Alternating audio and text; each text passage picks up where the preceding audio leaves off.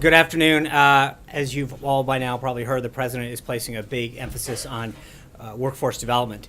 Secretary of Labor Acosta and Secretary of Education DeVos, along with the President's daughter Ivanka and Reed Cordish from the Office of American Innovation, have been deeply involved in this effort. And Secretary Acosta had the opportunity to address this issue just a few moments ago at the President's first meeting with his fully confirmed cabinet.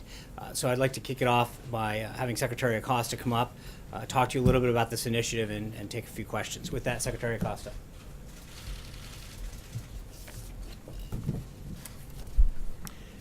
Thank you and good afternoon. I especially want to thank the work that's been done by Ivanka Trump and the Office of American Innovation to develop the proposals that we'll be talking about this week. I'll be traveling with her tomorrow to Wisconsin, where we'll be looking at some excellent programs. Her leadership on this issue has been invaluable. As you know by now, the President will be making an important announcement regarding apprenticeships this week. He'll be visiting the Department of Labor on Wednesday. There are currently 6 million job openings in the United States, vacant jobs that can be filled. This is the highest number of job vacancies ever. A Business Roundtable survey released just last week found that 95% of executives reported problems finding qualified workers. Americans want to work. American companies want to hire. The issue is a mismatch between available jobs and prospective employees' job skills. This skills gap is a particular challenge in some of the fastest growing sectors of the economy, healthcare and information technology. And it also persists in some of the more traditional sectors of the economy. There are currently 360,000 job vacancies in manufacturing. There are 200,000 job vacancies in construction. And with the upcoming plans for infrastructure, those job vacancies in construction are only going to increase. Apprenticeships teach skills needed to bridge this skills gap. An apprenticeship combines a paid work component with an educational component. Apprentices earn while they learn, and in the process, they largely avoid the substantial student debt that you see with higher education today. The most obvious benefit of apprenticeships is a good job. Individuals who complete apprenticeship programs have an average starting salary of about $60,000 a year. 9 out of 10 are employed upon completion of the programs. Both the starting salary and the employment rate are higher than that of traditional college graduates. Apprenticeships are also going to increase to labor productivity. Apprentices hit the ground running. When they start a job, they're more able, more productive, and tend to be more loyal to the employer. Despite these benefits, apprenticeships make only about 3% of the American workforce. This administration will expand apprentices across most, if not all, industries. Higher education, too, should assume responsibility for promoting apprenticeships. Community colleges and four-year colleges have an obligation to work with students to educate them in skills they need to succeed. Demand-driven, experience-based education is not new. It's used to some extent in the healthcare sector. Demand-driven, experience-based education can be improved, and it can be used in a wide variety of sectors to further expand the workforce. Incorporating apprenticeships into 2- and 4-year degree programs would offer students both traditional learning and skills-based learning. And this is particularly important for those students who learn better by doing. President Trump has seen firsthand the success of apprenticeship programs in the building trades, where he is very familiar. The building trades invest nearly $1 billion a year of private money into the apprenticeship program. President Trump has made clear his commitment to expand job opportunities here in America. Apprenticeships is one very important way that President Trump will fulfill that promise. And again, I'm very excited to work with Ivanka Trump and Reed Cordish and the Office of American Innovation as this program goes forward. Questions? Yes. I'm sorry, yes, in the front. So how exactly do you plan to expand these apprenticeships? What is the government going to do? I guess it's our understanding that it's not necessarily, you're not going to put more money towards these programs. So how are these apprenticeships going to expand? So if you look in the building trades, there's almost $1 billion that's spent every year, and that's all private sector money. The building trades have put together labor management organizations that jointly invest in these apprenticeship programs because they know both on the labor side and the management side that a skilled workforce is critical to the building trades. And that's how it's worked for a number of years. I've talked to several CEOs. Ivanka Trump has spoken to several CEOs. And there's excitement in the business sector. The private-private partnership where businesses come together with educational institutions to actually focus on demand-driven education, to focus education on the skills that business is demanding has worked in other sectors and can work throughout the economy. Yes? So the question is, where exactly do you see these apprenticeships? Because most of the complaints against it is that it's for low-paying jobs and not the higher education jobs that you need, and that it amounts to nothing more than indentured servitude.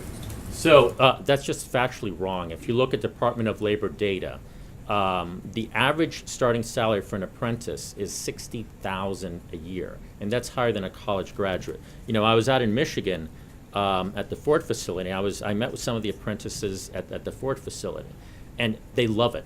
They love it. Let me finish. They love it. They are excited about it, and they're being paid a very, very good wage. I should add, though, that you see apprenticeships in white-collar positions as well.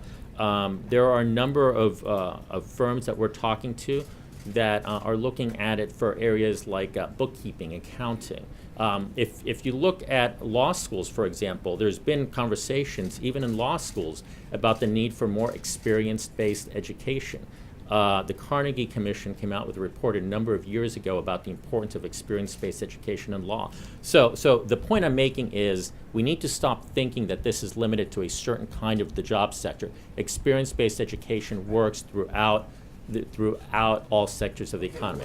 Yes, Just a quick follow-up, if I may. Just a quick follow-up. One follow-up. Okay, so but is your program geared towards the white-collar jobs or to mostly? Our program is geared will be geared to all industries and all jobs. The point here is to foster private partnerships between industry and educational institutions so that when students go to a community college or when students are looking at apprenticeship programs in the building trades or in four-year institutions, when they leave, they have the skills necessary to enter the workforce.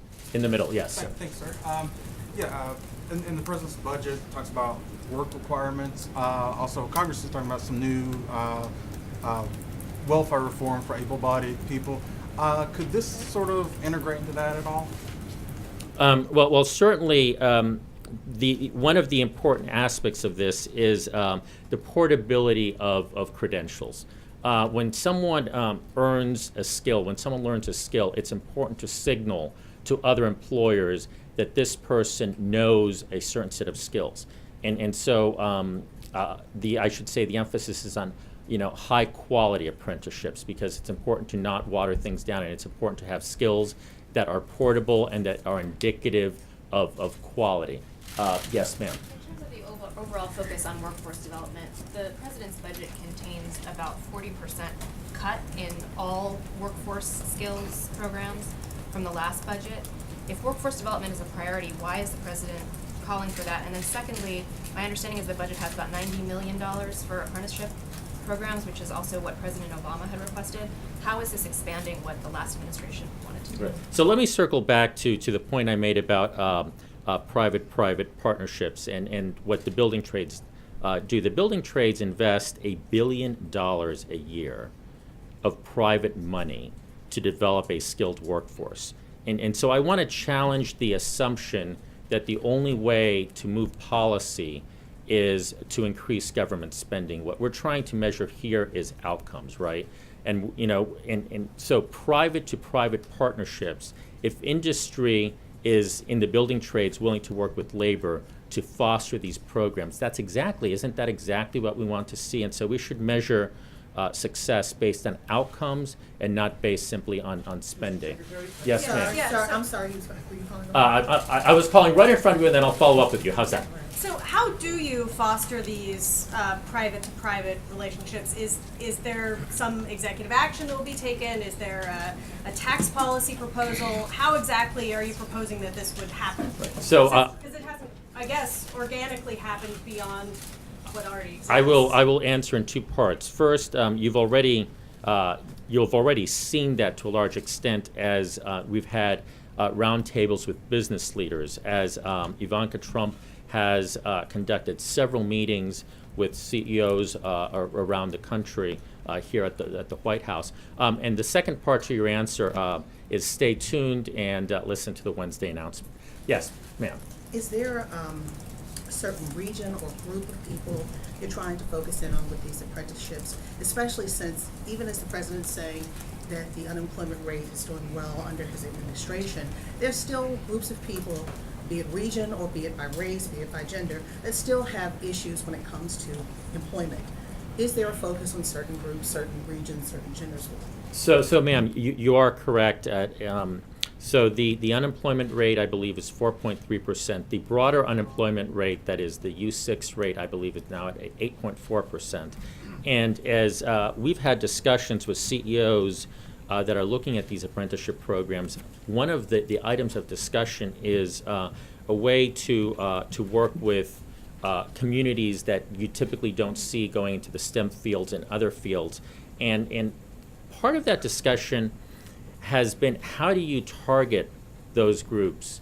How do you reach out? And it's interesting because apprenticeships help here, because apprenticeships bring students together in a cohort model with individuals who are currently working in their field, and so it allows the possibility of role modeling.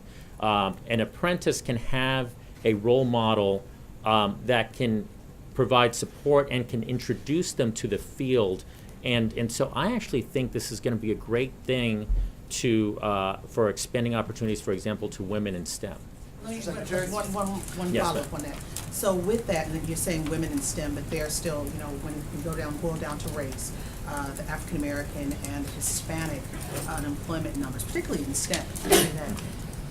Is this administration looking to push also apprenticeships for those communities as well, for the private partnerships? We're looking, and again, we're looking to push apprenticeships across the board, all people, all industries. This is an opportunity for everyone. Mr. Secretary. Sir, red tie. Thank you, sir. You mentioned that you're targeting this towards all sorts of professions, not just blue-collar professions. How do you get around, in many states there are laws that would prevent this sort of thing, such as in the legal profession, where most states, I believe, don't allow people to do things like read for the bar anymore? How do you get around regulations and state laws? So let me circle back and clarify. The question was, is this just targeted earlier to blue collar? And then I said no. In fact, it's across the board. And I gave an example where experience-based education has been advocated. And I want to be clear. The vast majority of apprenticeships are not for law. Okay, let's start there. So the question about state barriers, I really think is a non-issue, because for the vast majority of apprenticeships are going to be in the types of professions where students are starting out. Entry professions that you typically see coming out of community college, professions that you typically see at most large state four-year institutions. And for those professions, you don't have those types of barriers. Right behind you, sir. Yes, thank you, Mr. Secretary. Given the advantages of apprentice programs, what are the CEOs telling you about why they aren't used much more often? So, I don't want to speak for the CEOs because they haven't told me why they're not used more often. What I can tell you is that every CEO that I have spoken with has made a personal commitment to pursuing these. The CEOs are excited. I attended a business roundtable event around this, and to a person, the CEOs are looking forward to it because the CEOs need the skilled workforce, and they recognize Americans want to work. We just need to marry up the desire to work with the workforce skills. In the back, Thank you, Mr. yes, sir. Secretary. You're one of the newcomers at the administration here. I believe maybe this is the first time we've heard from you on camera, so I'm wondering if you could give us more of a broad reading of how you see the labor market currently. You mentioned the unemployment rate's at 4.3%. You brought up the U6, but I'm wondering if you could give us your read on what some of the bright spots are with the job market right now and what some of the challenges are as you see it. So the bright spots are obvious. We've had almost 600,000 new jobs so far this calendar year. The 4.3% unemployment rate is the lowest it's been in 16 years, since 2001. The number of job vacancies, in a sense, points to the skills gap, but it's really a phenomenal number that's quite positive. 6 million job vacancies means that if we can fix this skills gap, there's 6 million jobs that we can fill right now, and you compare that to 6.9 million individuals that are unemployed, and wow. I think one of to fully answer your question, one of the challenges that we need to look at is the labor force participation. There are a number of Americans that are forgotten, that have been ignored, and that have dropped out of the workforce. Labor force participation is lower than it should be, and our hope, and Ivanka Trump's hope, and this administration's hope, and certainly, President Trump just this morning referenced these individuals who are forgotten, because they're the ones that elected him.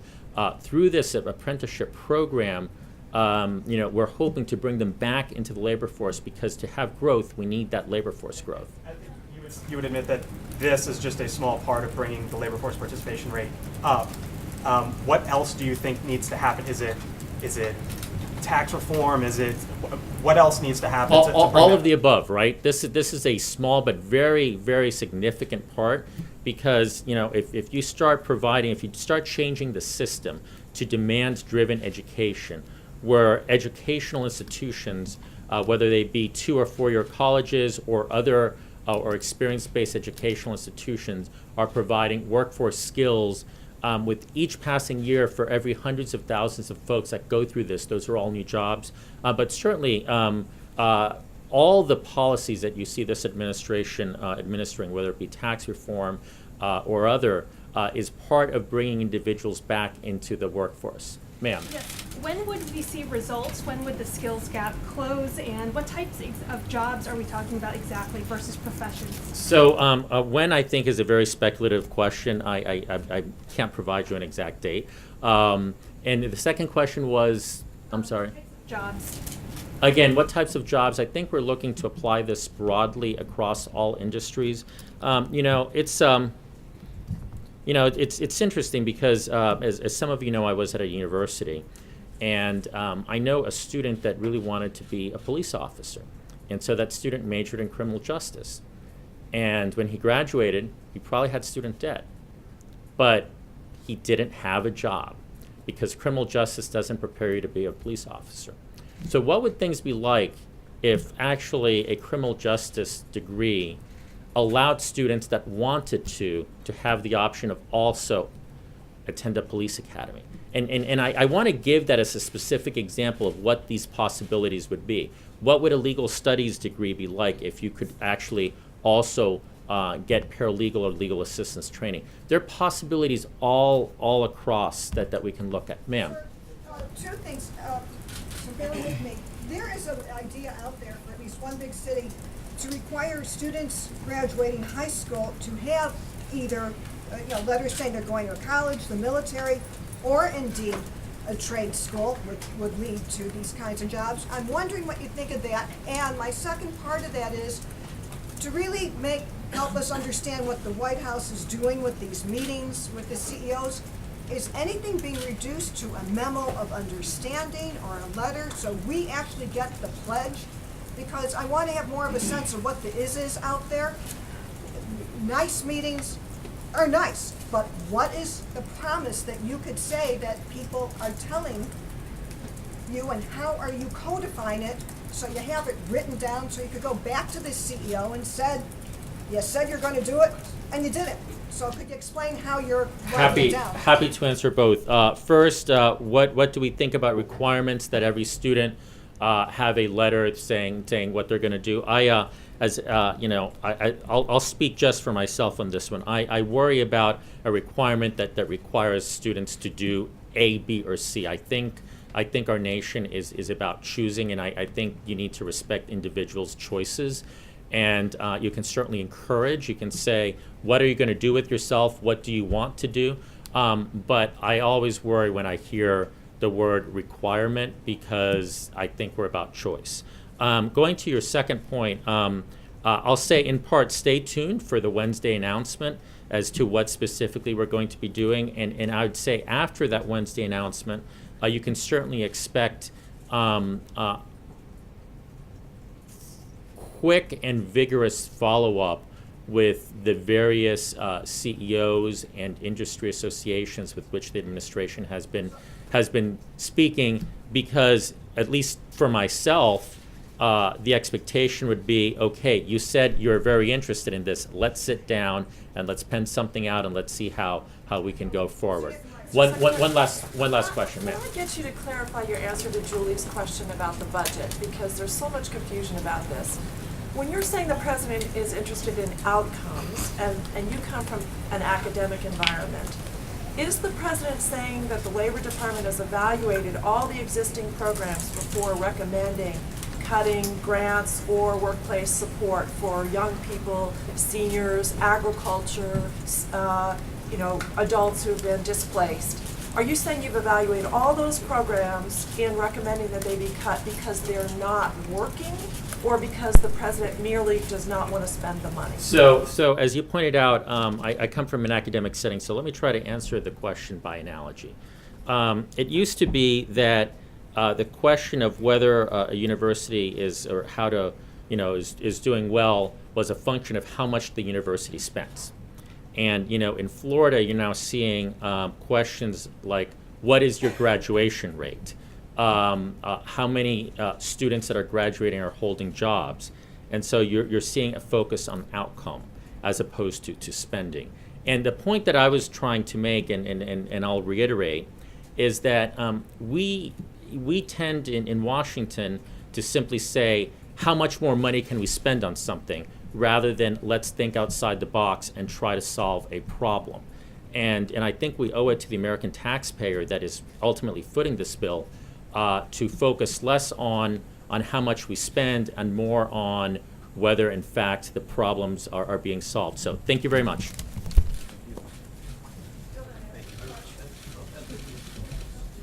Thank you very much, Mr. Secretary. I appreciate you coming by today. As we get back to what's going on today, I wanted to take a moment to acknowledge the 3 service members that were killed this weekend in Afghanistan. The incident is currently under investigation, but our thoughts and our prayers are with the families of these American heroes who lost their lives in this tragic event. As the Secretary said, it's Workforce Week here at the White House, so that's going to be a major emphasis for the administration. But we're also moving ahead on several other items on the President's domestic and foreign policy agenda. Today, the Department of Agriculture released guidance for American beef producers who are preparing to ship U.S. beef to Chinese markets for the first time since 2003. As we announced last month as part of the U.S.-China 100-day action plan that followed up on the President's meeting with President Xi, China agreed to reopen this $2.5 billion market to American ranchers and cattle producers. Before the market was closed, the U.S. was China's largest supplier of beef, providing 70% of its imports. The actions by the U.S. Department of Agriculture today are an important first step in the process of reopening this lucrative market to American businesses.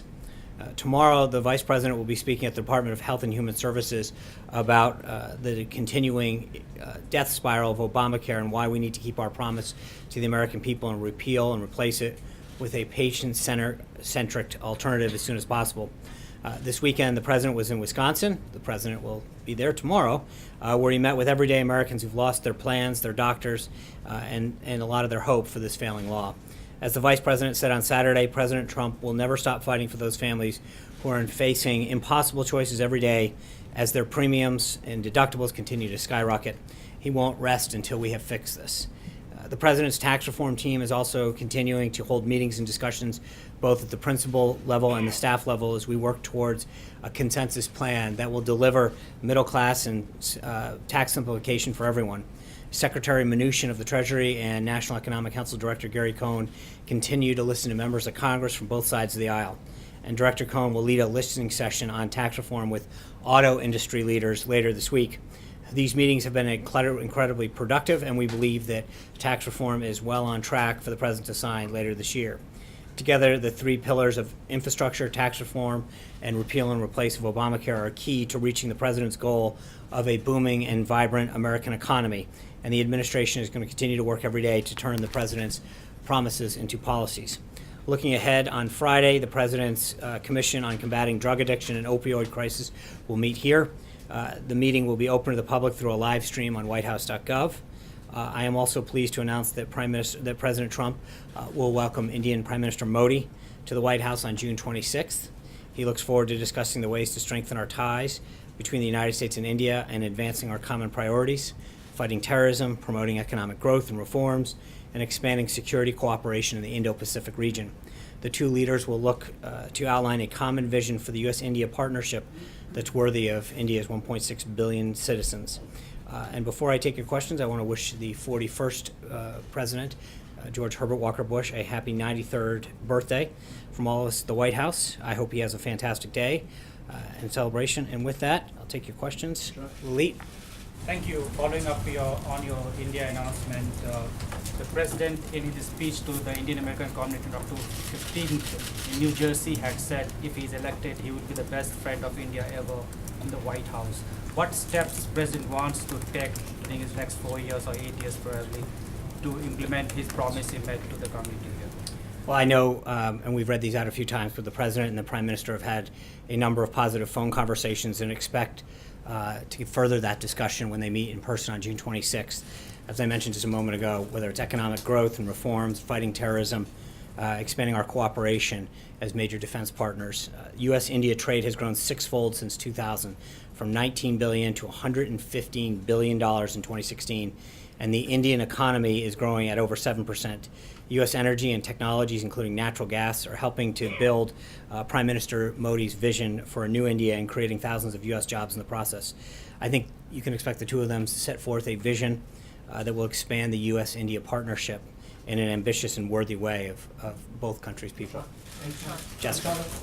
Sean, thank you. 2 questions on trade. Number one, you talked about the beef arrangement. Is that beginning today, and can you flesh out a little bit more about what, because I understood there was going to be an announcement from USDA. Are we waiting for that to actually make this a fact, or where are we in the process? The U.S. Department of Agriculture will have many more details on the process moving forward, but the announcement's coming from them today. The shipment leaves today? No, I think the announcement's coming today. And secondly, my other trade question is on steel and aluminum and the review that the administration's doing. The president said, and was quoted in one of the pool reports as saying that there is legislation being drafted on anti-dumping. The 232 process goes to Congress anyway. Was he referring to additional legislation or the 232 review that you'd already initiated as reported by Secretary Ross? So Secretary Ross should have a further update on the review, the 232 review later this week, I believe. When that comes out, there are certain recommendations that will be made to Congress to address anti-dumping provisions in the steel and aluminum and other markets. When that comes out, but I think there'll be recommendations to Congress to follow up on how to rectify some of the problems. Trey. Thanks, Sean. A couple questions for you. First, does President Trump have audio recordings of his conversations and meetings with the former FBI Director James Comey? The President made clear in the Rose Garden last week that he would have an announcement shortly. Do you have any sort of timeline on when that announcement will be? When the President's ready to make it. And a quick follow-up on the Attorney General. From the perspective of President Trump, what role did Attorney General Jeff Sessions play in the firing of James Comey? I'm not going to discuss private conversations between the President and the Attorney General. Blake. Sean, to that end, when Jeff Sessions testifies tomorrow, do you believe that he should invoke executive privilege on conversations between himself and the President as it relates to Jim Comey? I think it depends on the scope of the questions, and it would be to get into a hypothetical at this point would be premature. And in any way, did Jeff Sessions, folks at the DOJ, ask for the White House's permission, in essence, for him to testify publicly tomorrow? I don't know the answer to that question. I know Congress, generally speaking, sets the whether a hearing is open or closed based on the sensitivity of the subject. Is the President then okay with him testifying in this open setting tomorrow? I think he's going to testify. We're aware of it, and go from there. John. Just to follow on that, the President seemed to indicate that he thought that it was a mistake for Jeff Sessions to recuse himself from the Russia investigation. He said that his preference would have been to the contrary on camera. what does the president think about the fact that Sessions will be testifying tomorrow, and according to the Department of Justice, wanted to testify in an open session rather than a closed classified session? I think the president's been clear last week in the Rose Garden that he believes that the sooner we can get this addressed and dealt with, that there's been no collusion. He wants this to get investigated as soon as possible and be done with it so we can continue with the business of the American people. If I could ask you about the other headline of the day, the state of Maryland, the District of Columbia filing a lawsuit against the president, right. Seeking rulings on 2 points in the emoluments clause of the Constitution. What does the president, the RNC thinks that this is bogus lawsuit. What does the president, what's the White House's perspective on that? The president's interests, as previously discussed, do not violate the emoluments clause for reasons that length that the Department of Justice filing enumerate in their Friday night filing with respect to the Crew lawsuit, which is the first one.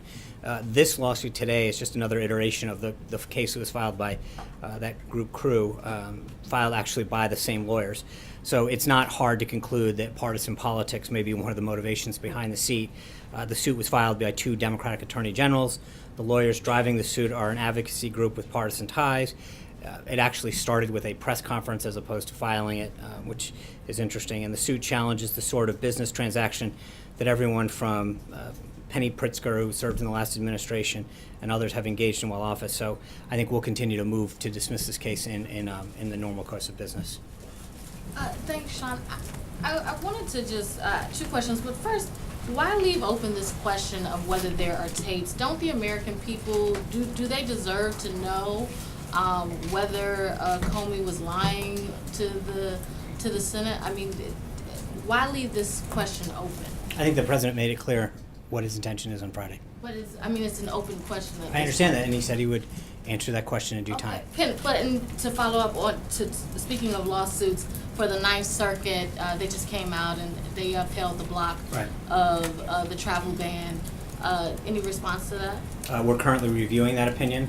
I think we can all attest that these are very dangerous times, and we need every available tool at our disposal to prevent terrorists from entering the United States and committing acts of bloodshed and violence.